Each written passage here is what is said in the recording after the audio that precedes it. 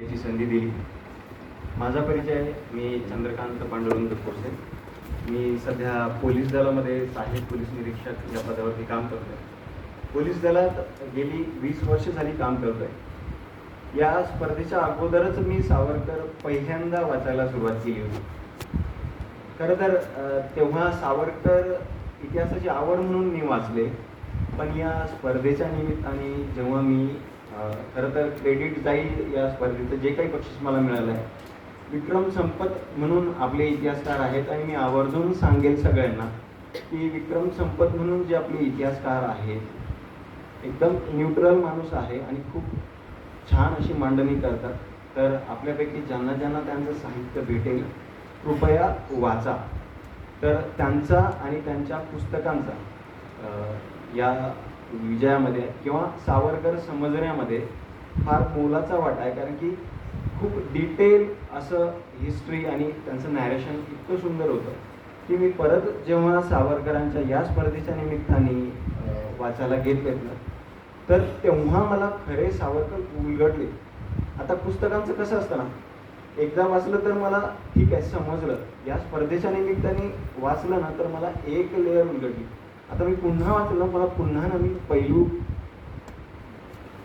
अनुभवायला मिळतील. आता येऊया आपण विषयाकडे. आपल्या हिंदू राष्ट्राचं कसं आहे ना, आपण इतिहासातून शिकतच नाही.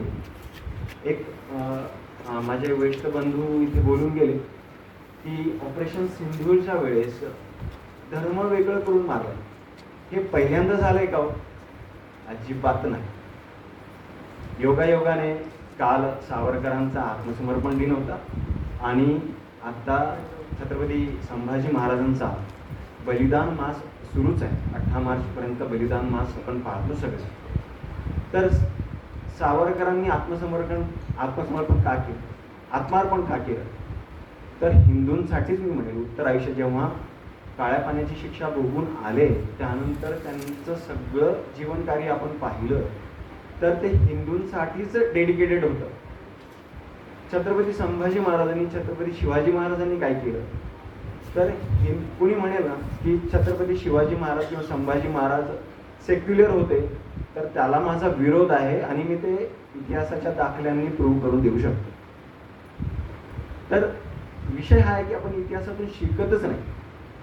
घोरी, तुगलक, इल्तुतमिश यांनी काय केलंय हो? यांनी पूर्वीच्या काळी हिंदू बघून बघून मारले, सेग्रिगेट करून मारले. आज पाकिस्तान काही वेगळं करत नाही, ते त्यांच्या पूर्वजांच्या पदचिन्हांवरच चालत आहे. मग आपण इतके शंड आहे का की आपण पण आपल्या पूर्वजांच्या पदचिन्हांवर चालायला आपल्याला काय हरकत आहे? पण ते आपल्या समाजाला मुळी जमतच नाही.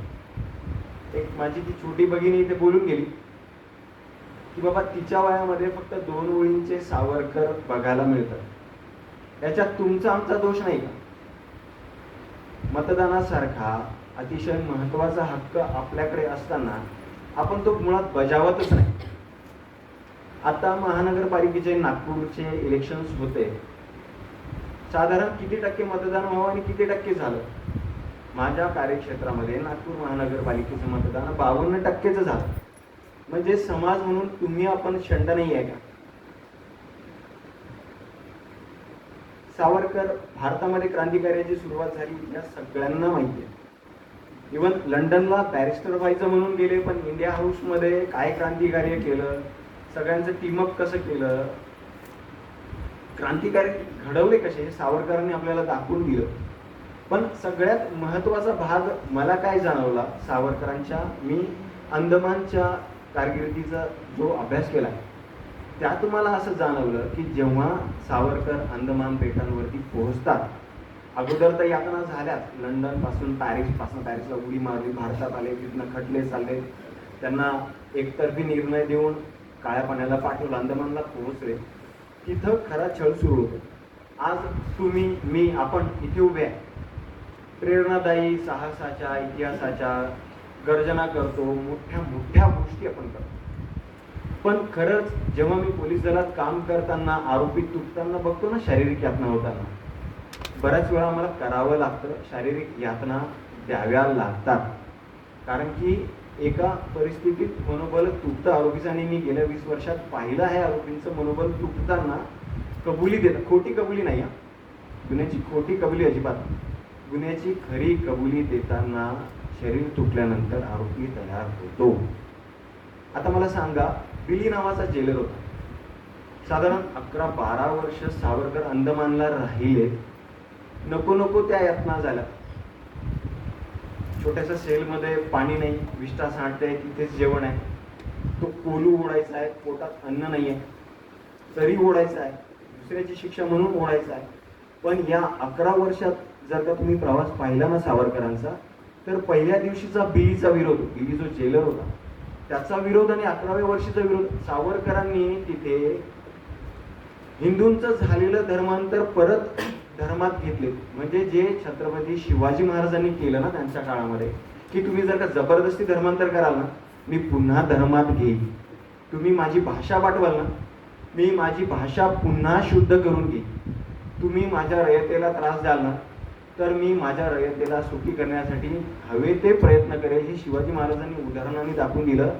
त्याच पदचिन्हांवर सावरकरांनी अंदमान सारख्या ठिकाणी, जिथे ते अक्षरशः गुलामच होते, त्या ठिकाणी हिंदू, मुस्लिम झालेला हिंदू परत हिंदू करून घेतला, तेही इंग्रज शासनामध्ये. यापेक्षा मोठं कर्तृत्व अजून काय असू शकतं सावरकरांचं.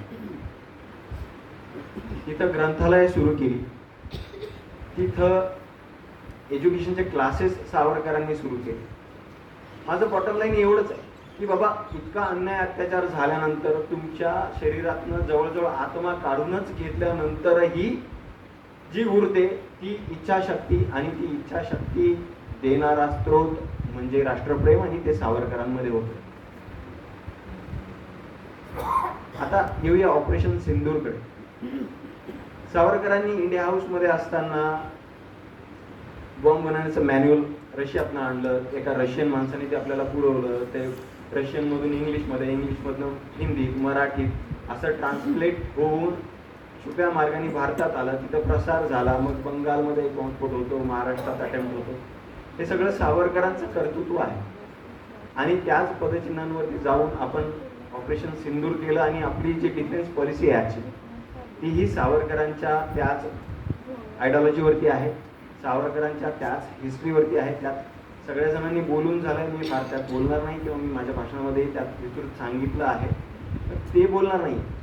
मला फक्त कळकळीची एवढीच विनंती आहे माझी आज, की आपण आपल्या महापुरुषांचं जे जीवित कार्य असतं, ते जीवित कार्य फक्त त्यांनी एकट्याने जगलेलं नसतं, तर ते एक आदर्श उदाहरण म्हणून असतं. मग छत्रपती शिवाजी महाराज असतील, संभाजी महाराज असतील, सावरकर असतील, नाही तर सुभाषचंद्र बोस असतील, त्यांचा आयुष्याचा एक एक घटनाक्रम म्हणजे आपल्यासाठी एक एक इतिहासाचा पाठ असतो.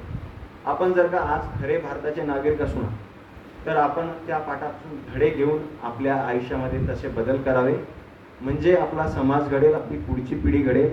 नाही तर फक्त आपलं भाषण ठोकत राहू, आणि आपली पुढची पिढी आणि आपला समाज असाच गर्तेत जात राहील. त्यामुळे तुमच्याकडनं सगळ्याकडनं एवढीच अपेक्षा करतो की आपण सावरकरांच्या जीवनातून एवढं शिकावं आणि आपल्या देशाला, राष्ट्राला समृद्ध करावं. धन्यवाद.